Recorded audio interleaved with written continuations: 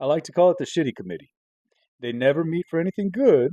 They never vote on self-love or optimism. Hell, they just want to talk about, you know, to meet up and criticize and overanalyze and catastrophize. And being bipolar depressive with PTSD, the committee, they're not just meeting, they're throwing a goddamn convention.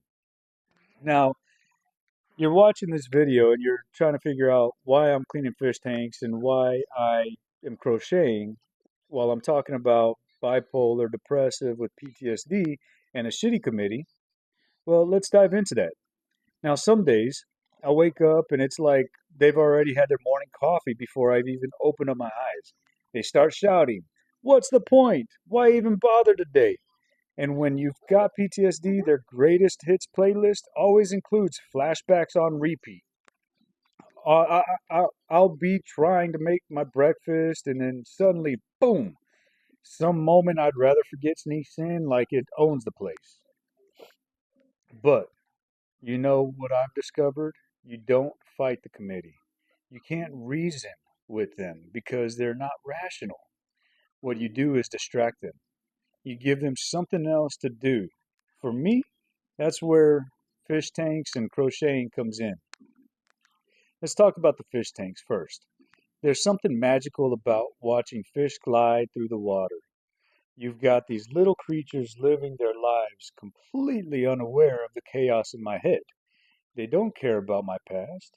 They don't care about my mood swings. They just swim, eat, sleep, and poop like beautiful beings do. Cleaning the tank, checking the water levels, picking out the perfect plants. It's like caring for a little underwater world where I can have some kind of control.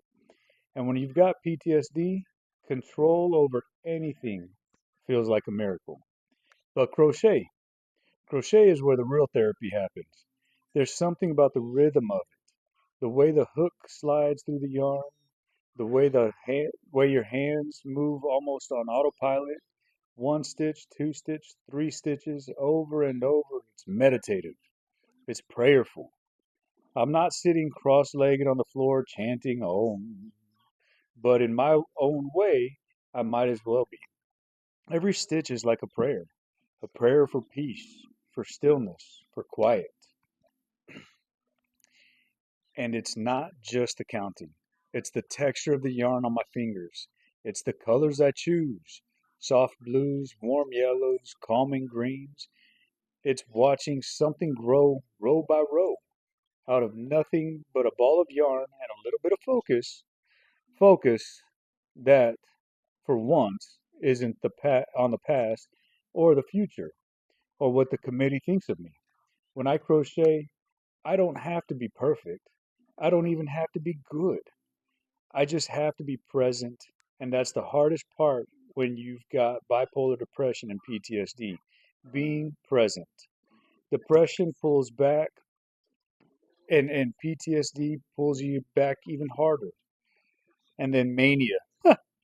Mania makes you sprint forward at 100 miles an hour with no map. But crochet plants me right here, right now. And you know what's funny? That same presence I find in crochet, I see it in my fish too. Watching them reminds me to slow down, to take a deep breath, to let things flow. Because if a fish can navigate its little watery world without worrying about the past or the future, well, hell, maybe, just maybe, I can navigate mine too. Now, of course, the committee doesn't just disappear. They're always in the background, muttering, scheming. But when my hands are busy, they don't yell as loud. When I'm counting stitches or tending to the tanks, it's like they can't get a word in edgewise, and that's victory. Some days I'll finish a crochet project, an animal, a hat, a hell, I'll try and start a blanket, but it doesn't always work.